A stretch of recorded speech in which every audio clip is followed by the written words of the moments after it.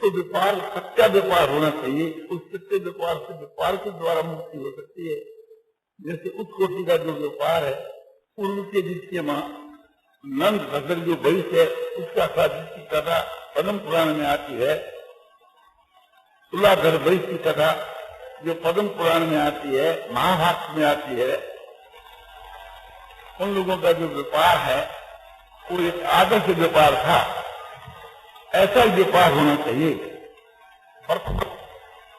व्यापार की उन्नति के उद्देश्य से, धार्मिक उद्देश्य से नहीं। इंग्लैंड के अंग्रेजों का जो व्यापार है वो हम लोगों की अपेक्षा अच्छा था और अभी अच्छा है। वे व्यापार के वहाँ झूठ, कपड़े, चोरी, बेईमानी, दगाबाजी नहीं करते हैं, कम करते हैं। व्यापार की उन्नति के उद्देश्य से उन पर अभी भी विश्वास किया जाता है। कपड़े की मिलों में जो कपड़ा बनाते हैं, एक दो सूट भी कम बेची हो जाता है तो उसका बट्टा करके उसका पैसा बाद दे देते हैं। ऐसे ही एक प्रकार से जो सूट की मिलें हैं तो क्वालिटी खराब नहीं करते। अहमदाबाद, बम्बई आदि की मिलों के बीच के वहाँ जो बाजार तेज हो जाता है तो क्वालिटी खराब कर देते हैं और जिनके साथ में सौदा होता है उनको माल नहीं देते। तेजी के समय दूसरों को माल बेच करके नफा उठा लेते हैं तो बाजार गिर जाता है। तब उनको कहते तुम माल लो, तो दुकानदार भी फिर उनकी चाल चालते हैं, बेईमानी करते हैं कि अब हम नहीं लेंगे। बात यह है कि इन मिलों के बीच के वहाँ बेईमानी है और अंग्रेजों के वहाँ बेईमानी नहीं। तो अंग्रेजों का जो व्यापार है अपेक्षा करके सच्चाई का व्यापार है, उसमें झूठ, कपड़े, बेईमानी, चोरी, दगाबाजी हम लोगों की अपेक्षा बहुत ही कम है। इसलिए उनके व्यापार की खूब उन्नति हुई। उनका जब राज था तब तो उनके व्यापार की बड़ी चलती थी। आजकल वे लोग अपने देश में चले गए, किंतु उनमें की जो अच्छी बात है वो हमको लेनी चाहिए। तो व्यापार के सुधार के बीच के वहाँ झूठ, कपड़े और चोरी, बेईमानी का त्याग करना चाहिए। व्यापार के सुधार के वहाँ जो वजन जो है, नाप है, संख्या जो है, इसमें किसी को कम नहीं देना चाहिए, अधिक नहीं देना चाहिए। व्यापार के बीच के वहाँ जो हम ठहरा ले में आर्थ, दलाली, कमीशनी, ब्याज, भाड़ा जो भी कुछ है ठहरा ले में, ठहराव कर ले में, ठेका इत्यादि में जो बात तय कर ले में, तो फिर उसके बाद के बीच के वहाँ जो भी कुछ हो जाओ उसके अनुसार इनको व्यवहार करना चाहिए। न तो अधिक लेना चाहिए न कम देना चाहिए। जो बात तय होगी उसके अनुसार ही चलना चाहिए और माल बढ़िया दिखा करके घटिया नहीं देना चाहिए और माल के वहाँ दूसरी खराब वस्तु मिलानी नहीं चाहिए। जैसे अच्छे घी में वेजिटेबल मिला देना, नारियल तेल के वहाँ सरसों तेल के बीच के वहाँ समझो कि किरासन तेल मिला देना, रिफाइन किया हुआ किरासन मिला देना। इसी प्रकार से हर एक चीज में हर एक चीज मिलाकर उसको दूषित कर देना बड़ा भारी पाप है। तो ये व्यापार का सुधार करना चाहिए। हम लोगों का जो व्यापार है वो बहुत ही खराब है। सभी व्यापारों के वहाँ ऐसी बेईमानी चलती है। रुई जो है, ऊन जो है, उसके वहाँ लोग को प्रवेश करा देते हैं जिससे वजन भारी हो जाता है। ऐसे सुपारी और पाट के वहाँ भी ऐसा ही धंधा करते हैं। तो ये सब जो बेईमानी है ये व्यापार के लिए कलंक है। व्यापार अच्छा आदर्श होना चाहिए।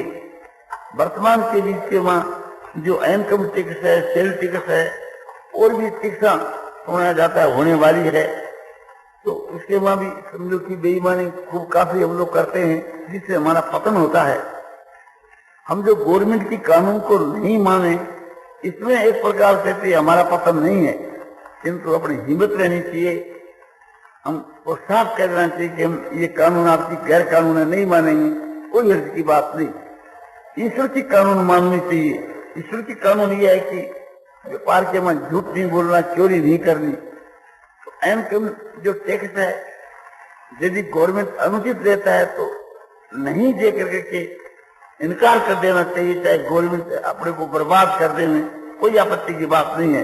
किंतु एक प्रकार से छिपाव नहीं करना चाहिए, झूठ नहीं बोलना चाहिए। हम जो भई खाते झूठे बनाते हैं वो गवर्नमेंट में दिखलाते हैं, वो हमारे लिए कलंक की बात है।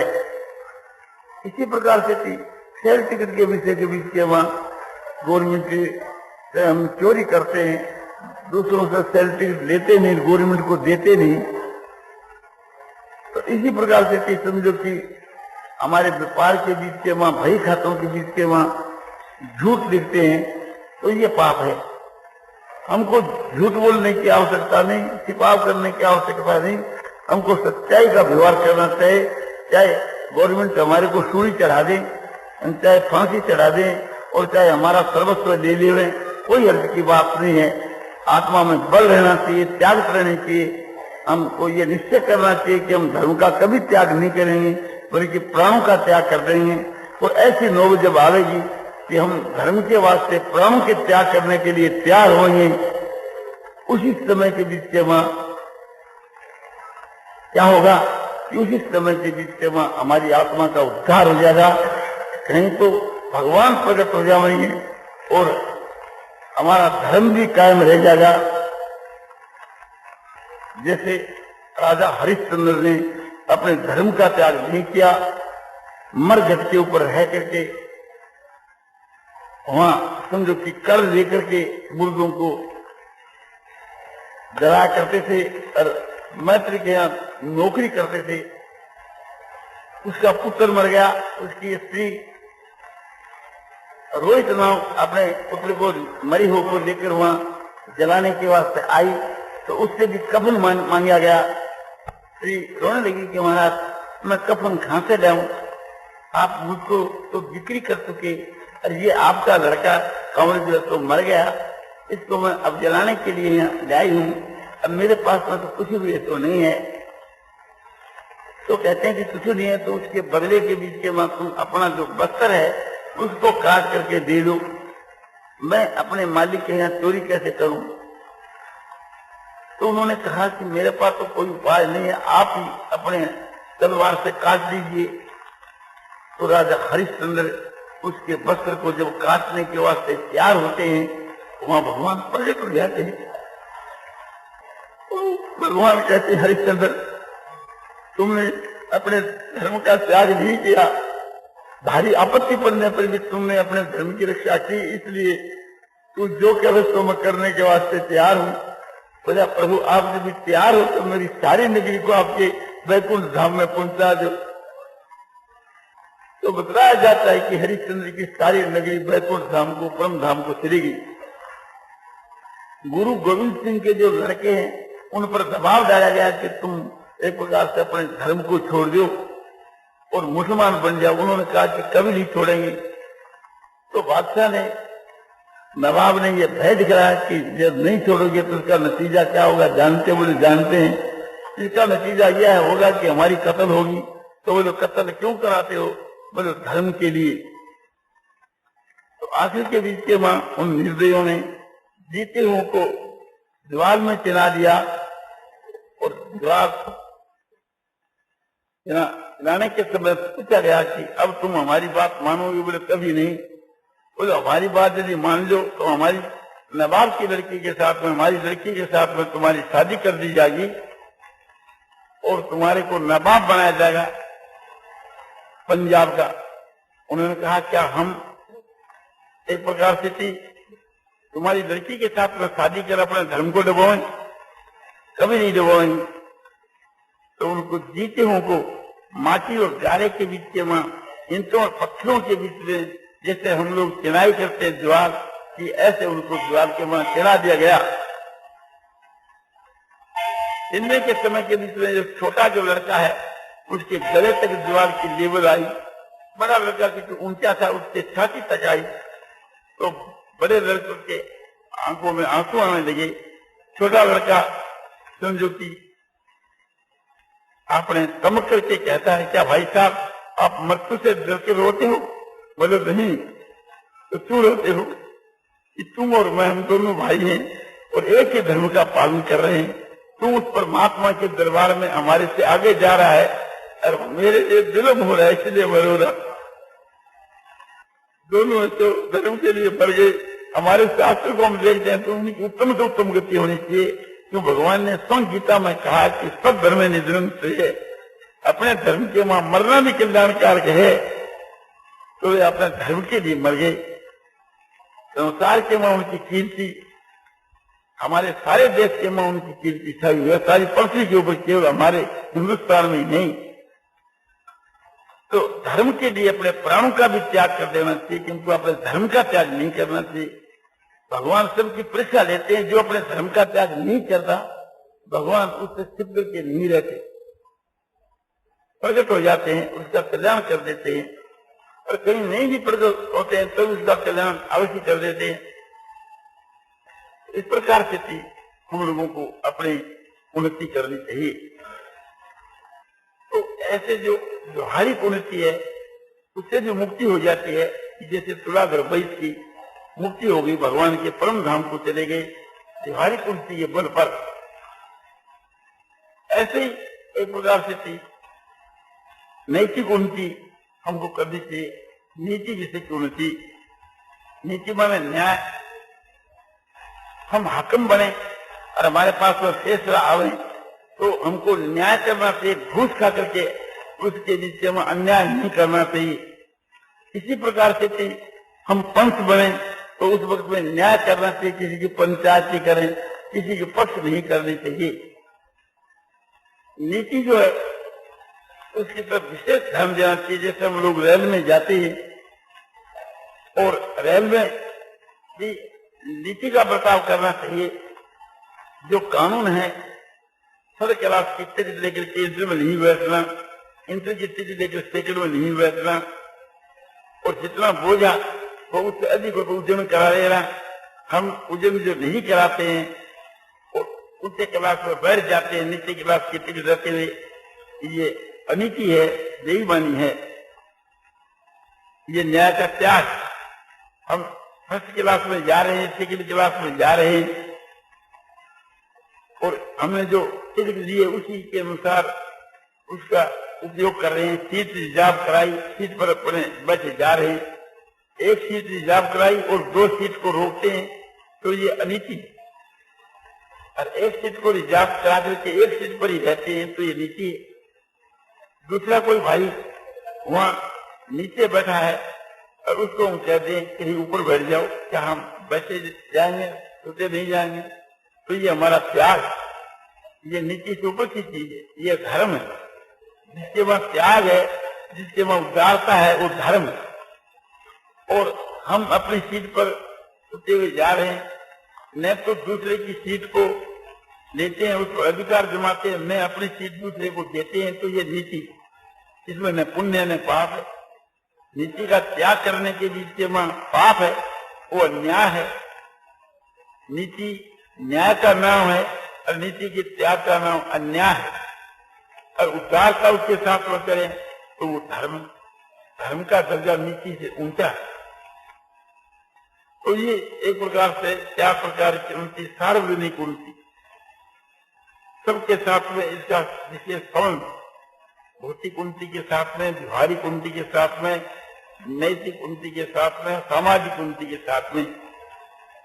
और 2 जो है केवल खास अपनी आत्मा के कल्याण के लिए, वो खास चीज है कि धार्मिक उन्नति और पारमार्थिक उन्नति यानी आध्यात्मिक उन्नति।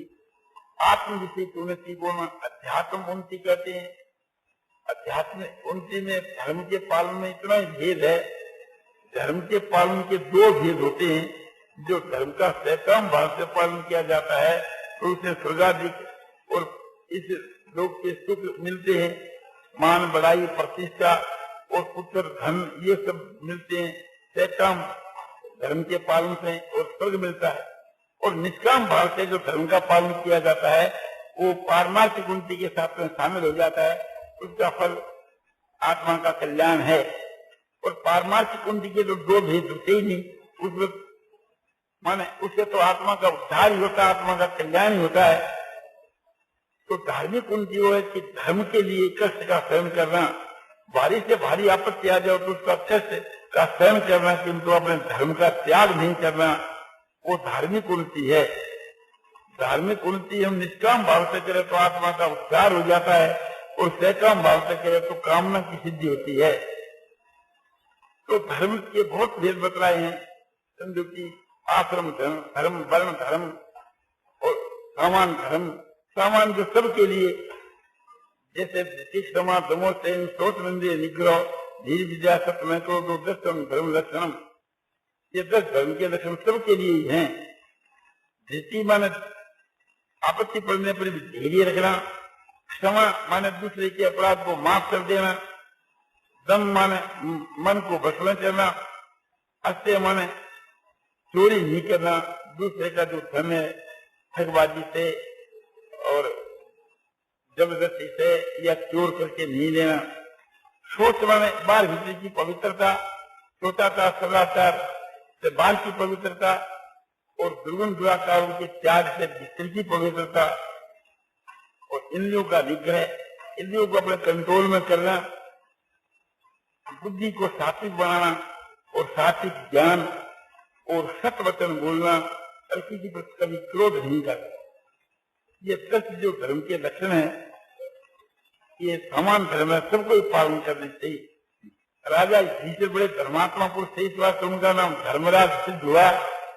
उस धर्म के प्रभाव से उनका इतना भारी प्रभाव बढ़ गया था कि वे जिस रथ में बैठते थे तो रथ समझो कि आकाश में उड़ जाता था, जमीन से 4 मील ऊंचा उड़ जाता था, भूमि पर नहीं चलता था, क्योंकि उसे जिन इच्छा होती है।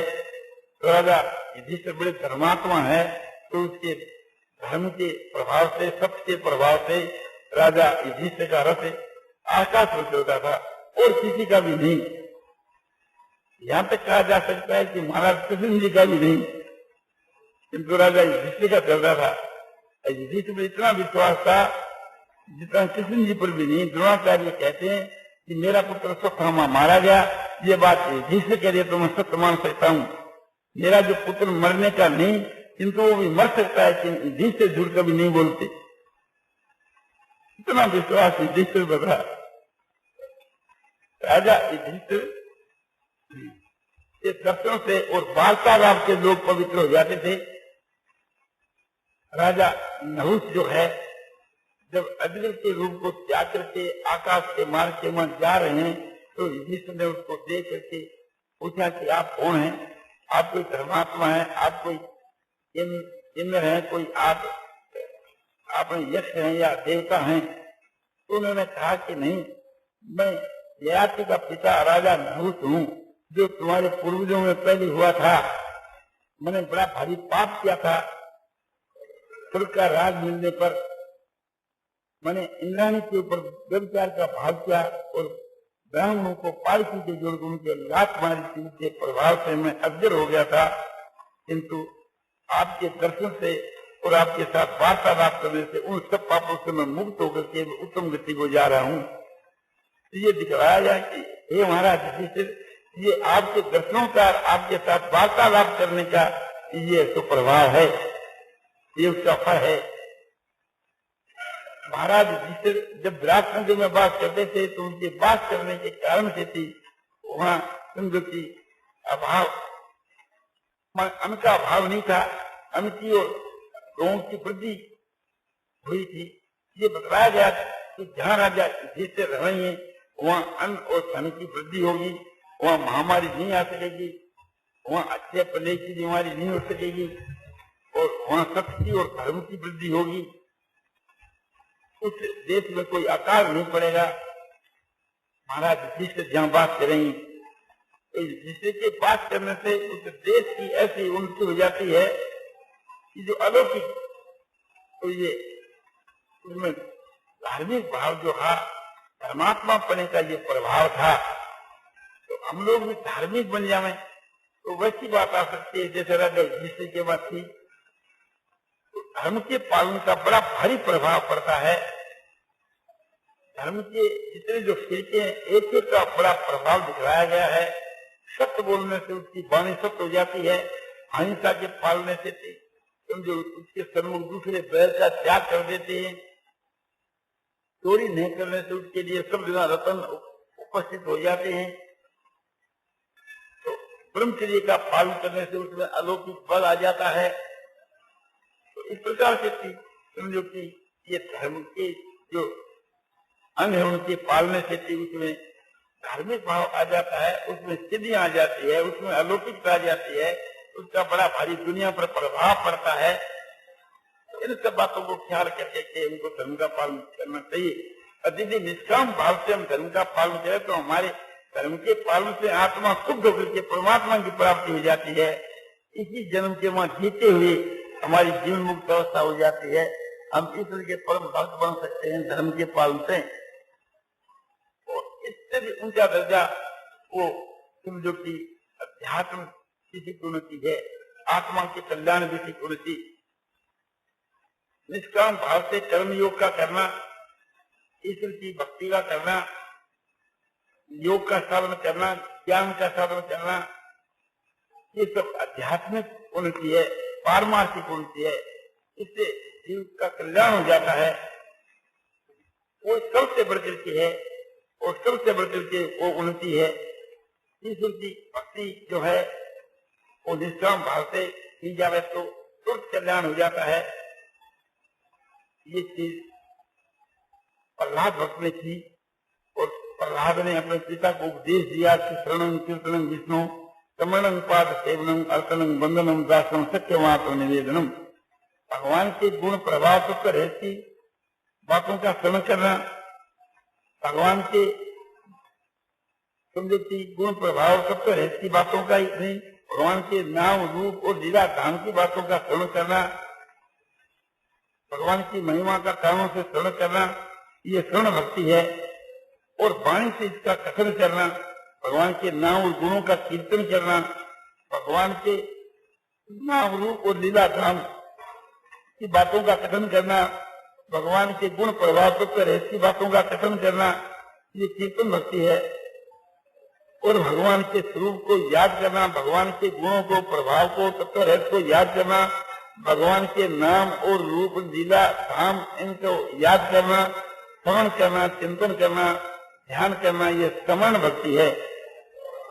और भगवान के चरणों की पूजा करना, भगवान के चरणों की धूली को सिर पर धारण करना, भगवान का चरणों का चरणामृत लेना, ये पाद सेवन भक्ति है।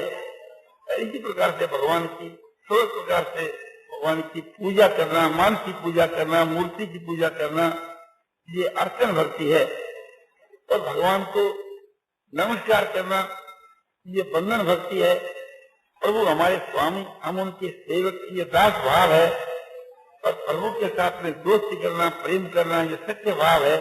और प्रभु के प्रति अपने आत्म निवेदन कर देना, सर्वस्व समर्पण कर देना, जिसमें मेरापन है उसको और अहंता उसको, यानी अपने आप को और अपने सारे पदार्थों को भगवान के चरणों में अर्पण कर देना, राजा बलि की भांति, ये आत्म निवेदन है। तो ये नवधा भक्ति है। इसका निष्काम भाव से पालन करने पर शीघ्र मुक्ति हो जाती है, और सकाम भाव से भी पालन करे तब भी मुक्ति हो जाती है दिन पाकर की। इसी प्रकार से अपने ज्ञान का जो साधन है वो भी एक पारमार्थिक चीज है, उस कोटि की चीज है कि जो ज्ञान जिसे के माता ध्यान की बात कही जाए कहते हैं, निर्गुण निराकार के नाम से बौद्ध में भी वर्णन किया जाता है जो ज्ञान का विषय। और गीता में तो दिला दिलाया है। और सिलसिलेदार भगवान ने गीता की 18वें अध्याय के 49 के श्लोक से लेकर के और 55 श्लोक तक बदलाया है। और इसी प्रकार से 5वें अध्याय के 17 के श्लोक से लेकर के 26 के श्लोक तक जो विषय बदला है, ये निर्गुण निराकार का विषय, ये शांत का विषय इसको कहते हैं, ज्ञान का विषय, इसी को ज्ञान का विषय कहते हैं। दूसरे अध्याय के 11 के श्लोक से लेकर के आत्मा को लक्ष्य में करके 30 के श्लोक तक जो विषय बताया गया है, शांति के नाम से ये ज्ञान का विषय है। इस प्रकार से गीता में जगह जगह ज्ञान का विषय बताया गया है। विस्तार से वर्णन करने के लिए मैं समय की आवश्यकता है, इसलिए आपको दिग्दर्शन करा दिया, स्थल थोड़ा बतला दिया, जिससे आपको मालूम हो जाए। इसी प्रकार से समझो कि 13वें अध्याय के वहां भी इसका विषय तो बताया गया है। 13वें अध्याय के बीच के वहां 19 के श्लोक से लेकर के अध्याय की समाप्ति पर्यंत समझो कि ज्ञान का ही विषय उसमें कोट कोट करके भरा गया है। तो इस ये जो विषय अध्यात्म विषय है, भक्ति का जो विषय ये अध्यात्म विषय है। भक्ति का विषय आपको बतलाया था पहले अध्याय को छोड़ करके सभी अध्यायों के वहां भगवान की भक्ति का समावेश है। ये श्लोकों की संख्या तक और जगह श्लोक अर्थ भी आपको बतलाया गया था। इसी प्रकार से कर्मयोग का जो विषय है वो भी आध्यात्मिक विषय। निष्काम भाव से कर्म योग जो है, निष्काम भाव से कर्मों का जो पालन है वो मुक्ति को देने वाला होने से अध्यात्म विषय के में शामिल है। ऐसे ही जो अष्टांग योग है इसका जो विषय है वो भी अध्यात्म विषय है।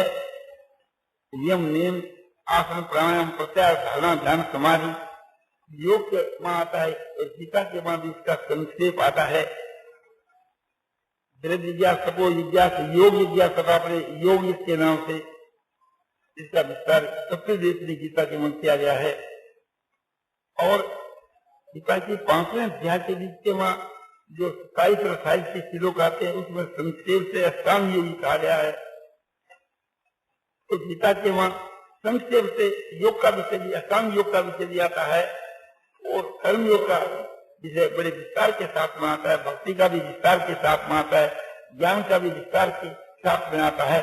तो ये सब अध्यात्म विषय है। गीता कार्य जो है उस गीता में तो अध्यात्म विषय है अधिकांश के मां।